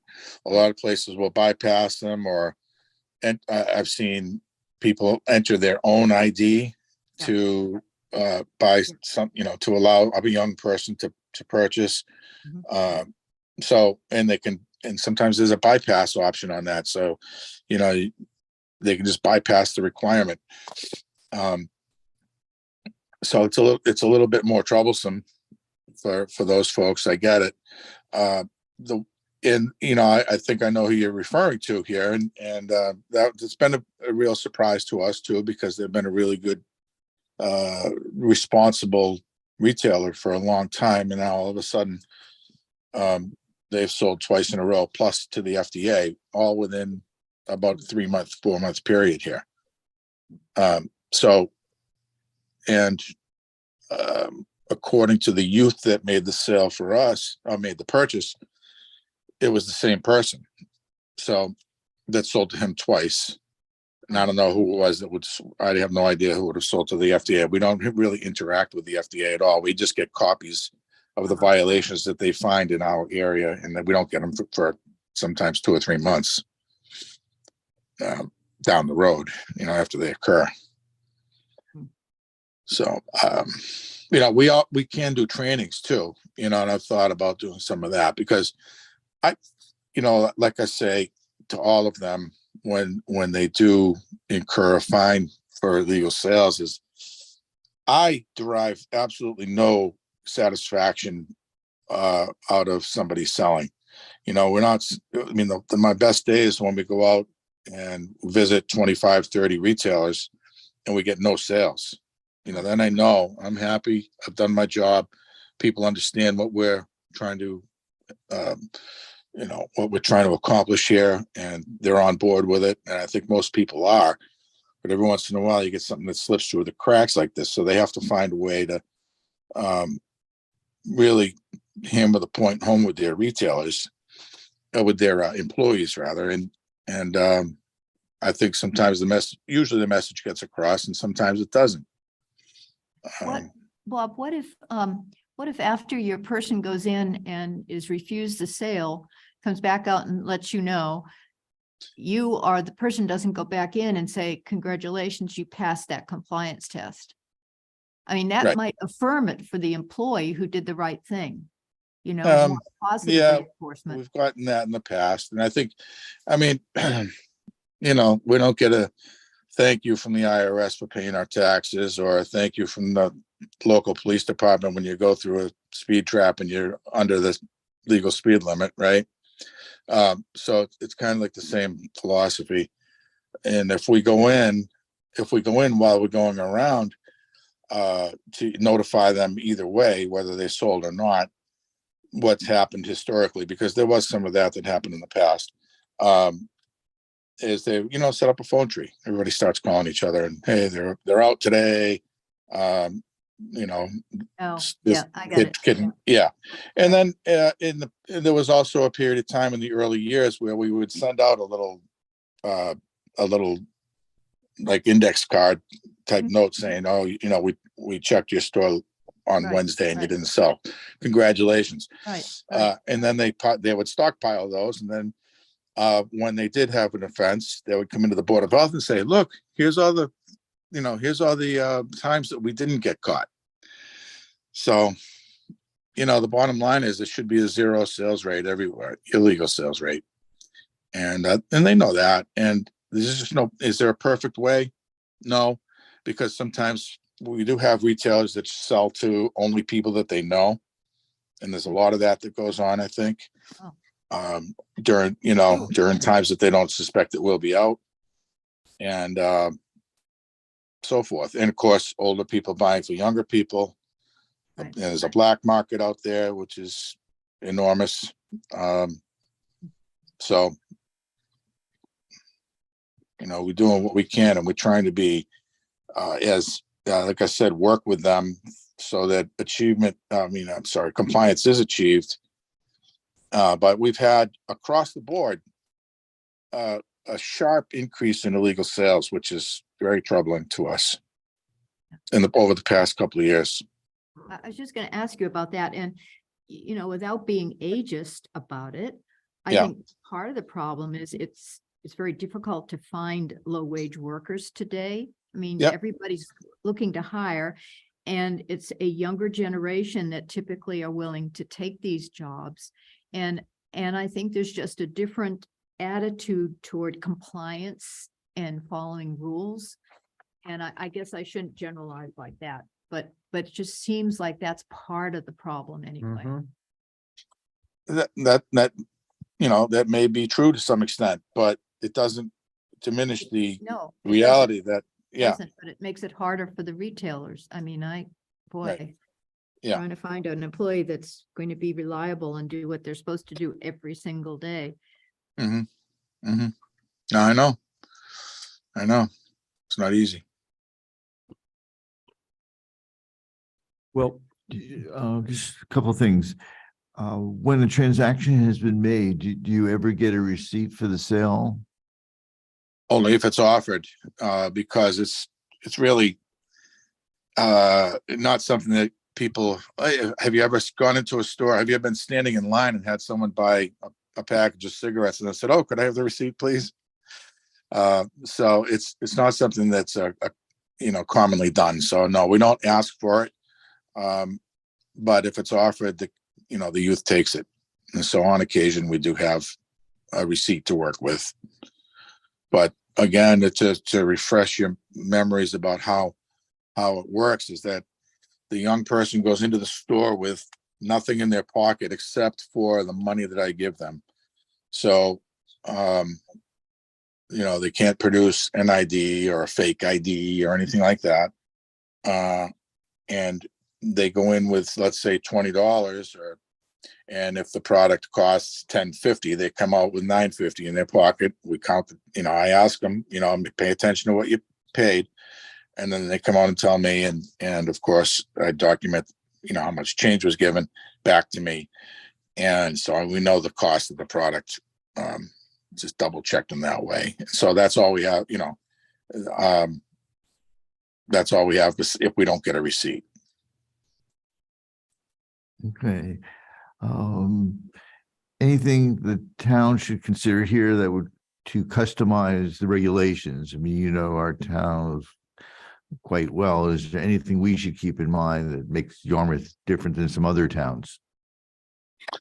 Well, I would say, again, I would act quickly on, have you upgraded this? You did upgrade the fine structure in your regulation?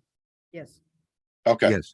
So what I could do, is to comb through what your what your regulation includes already. I'll have Cheryl Sabara review it also and make her recommendations specific to your regulation.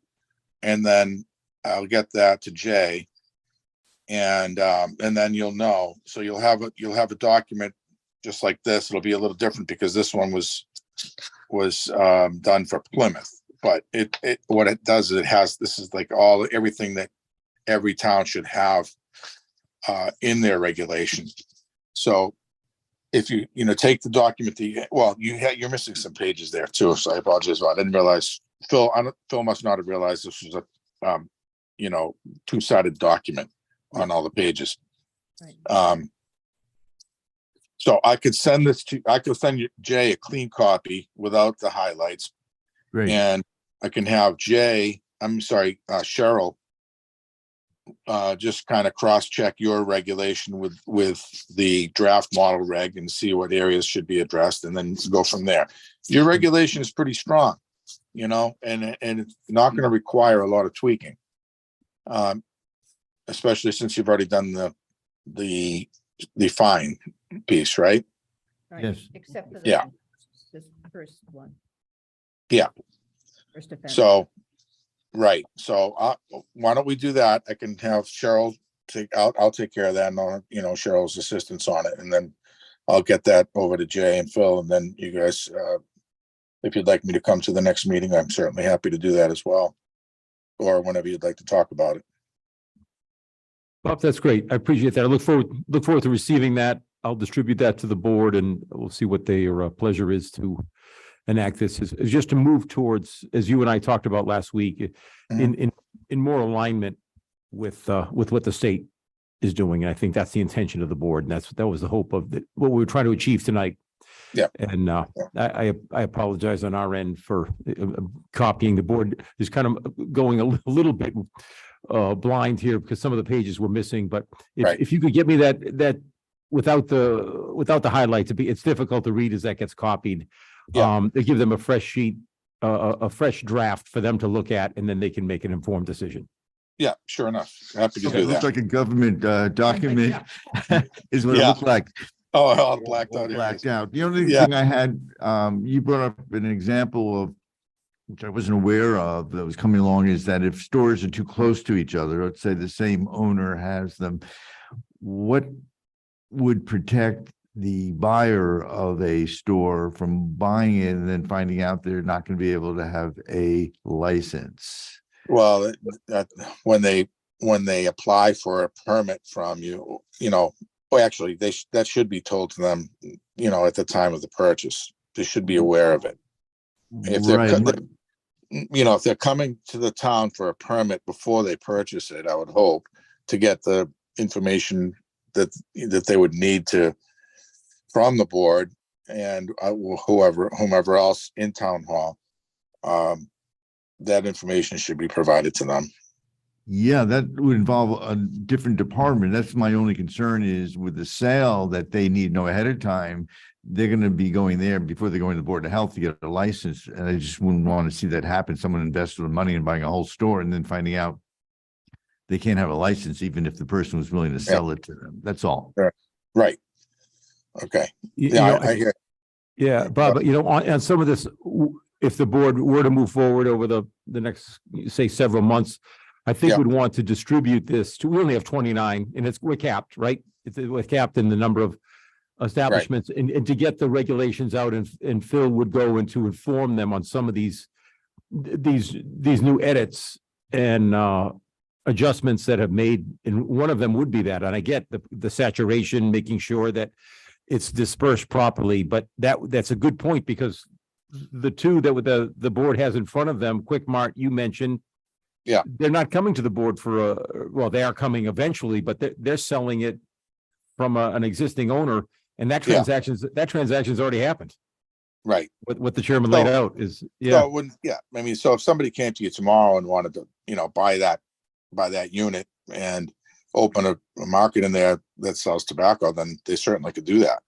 But if you were to adopt that language at some point down, this, in the coming months. Yep. Then from the date that the regulation is effective moving forward, that would not be possible. I think it's a good provision. It's just, I think the permit holders have to be made aware. Is that what you're Yeah. thinking? Yeah. But Of you course, said yeah. that there's Anything only that one affects place, them right? they In should be town. aware of, yeah. So it's just, What's the distance, Bob? You told me last week. What was the distance? 500 feet. So across the street. Like if, or Yeah. next door. you can't be, but I'm thinking like, say, we had one, obviously the townhouse, but, if a place was directly across the street, that would affect that. They have to be. Yeah, well, 500 feet is roughly, 167 yards, right? Something like that. They told me no math would be involved in this job. They lied. All right, I'll take your word for that. Yeah, it's right. It's roughly that. Yep. So, yeah, that's what it would be. It's 500 feet. And, so, like you said, you don't have stores on top of each other or, there are some situations on Hyannis. I know there's one that comes to mind where you have an intersection with 4 corners, and on 3 corners, there's a tobacco Yeah. retailer on, and so that would eliminate that kind of density. Right. Of makes- retailers, No, it's a good provision. Makes sense. I just think I feel on my end, we need to educate the permit holders on that. Of Proactive. course, yeah. No, they should be notified of any changes that are, forthcoming potentially. And then you'd want to have a public hearing about it and let them speak their piece and Yep. consider what their comments are and then move forward from there. All right. I think we have a plan. I'll wait to hear from you and I'll forward that information on to the board. Sounds great, Jay. Thank you. Thanks Thank you, a lot. Mr. Chair. Okay, thank you, members of the board. Thanks. Have a good evening. Thank Take you. care. Bye-bye. Jay, I think it's 501 foot, actually, just to, let's, okay? Was it by one? Yeah, it's 501. It's close. I don't think we have. We just rounded. We don't have to vote on that. Rounding error. Okay, so let's go to number 6. Let's move this along. Update on coronavirus. We're gonna roll through this with very good news here.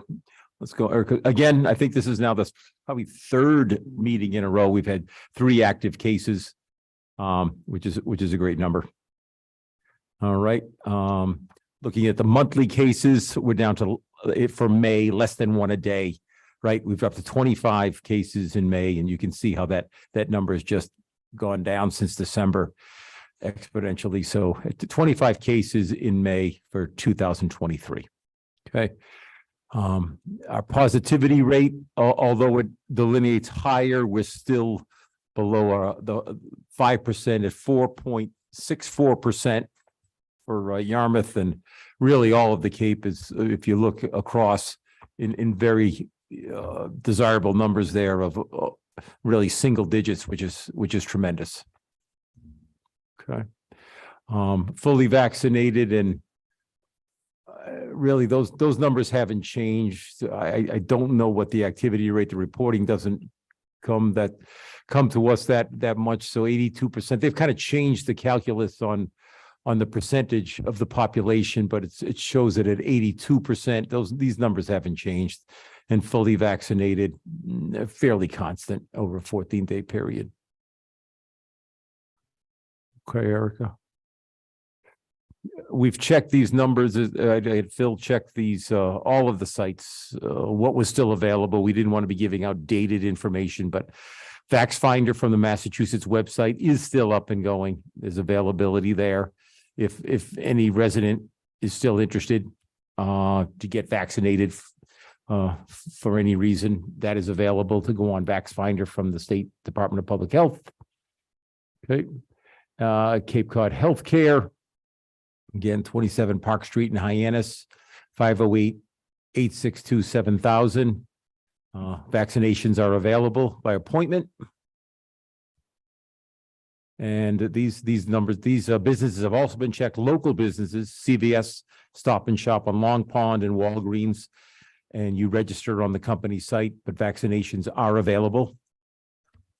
What has changed is dropped out of this slide deck is testing.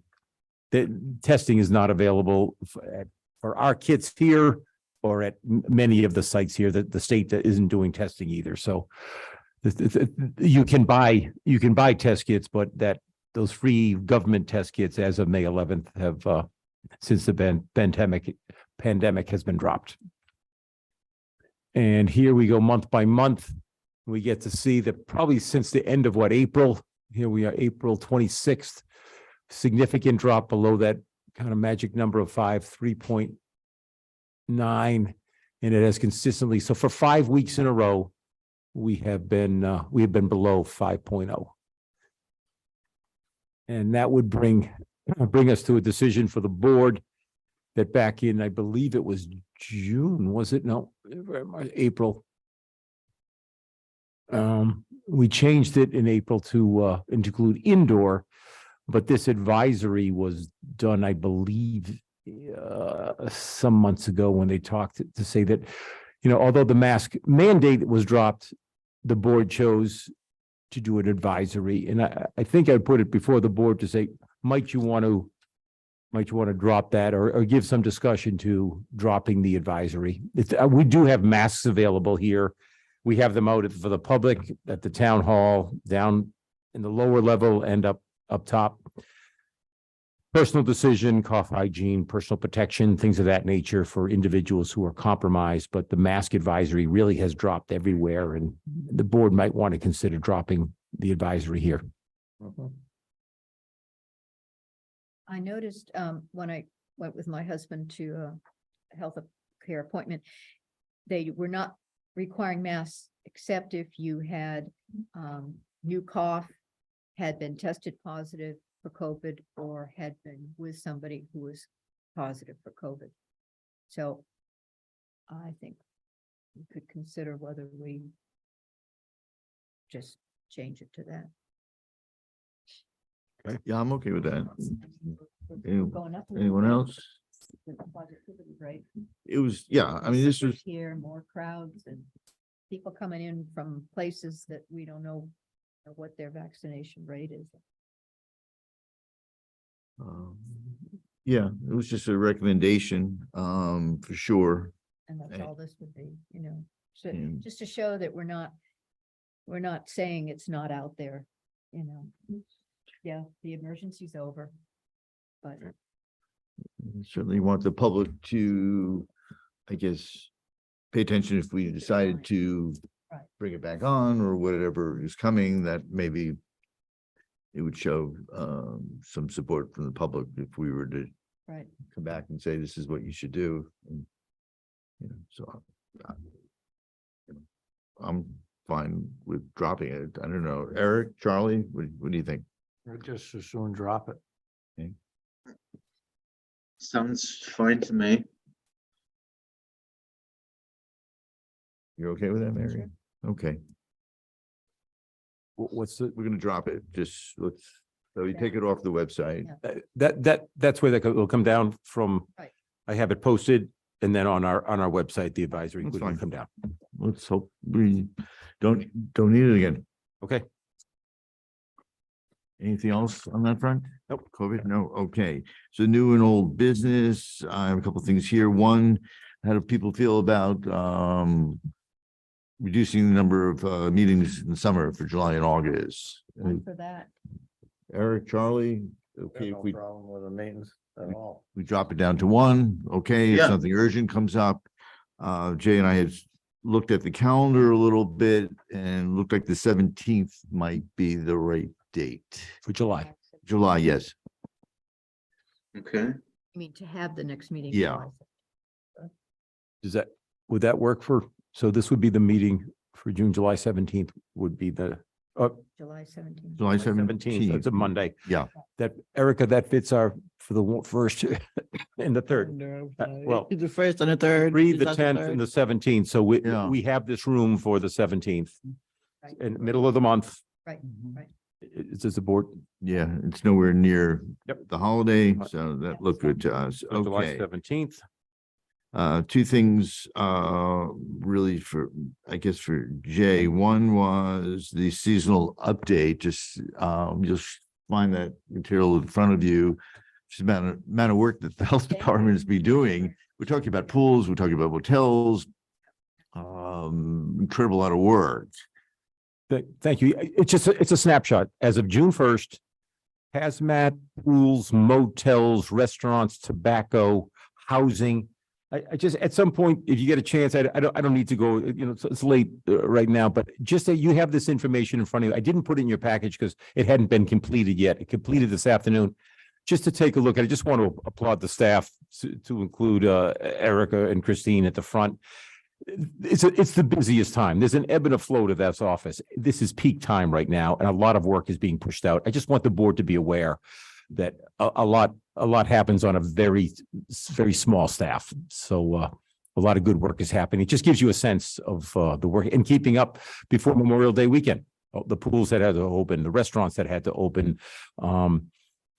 and they met everyone met that obligation. So terrific, especially housing, the rental obligations. Everyone wants it done yesterday, so there's a lot of pressure on the department. lot of Yeah, pressure. it's great job. Thank you. Thank you. I'm going to pass that on to the staff. When you get a chance just to take a look at that, you'll see an extraordinary amount of work that's done in a short amount of time. You have one question. The pools that haven't been inspected yet aren't open, right? They can't open until they've been. inspected. That's right. Exactly right. Yep. And there's several, I believe, on there that haven't even applied yet. They will be applying, but the certifications, everything has to be in complete compliance before they can open. That's a good question. Jay, how about giving 2 sentences about your idea about having the youth involved with the Board of Health, and we'll take it up for the next meeting. It's Yeah. 7:30, so. Yeah, it's late. I just had a thought. I just talked to the chair. I didn't know about tomorrow morning. I'm going to go speak to the high school to a health class, and it made me think: is there a chance? Is there an opportunity to put not to be board members, but to be, we call them even associate board members, maybe seniors in high school, a guy and a girl, male and a female, that might come and sit, whether they sit off to the side, adjunct board members.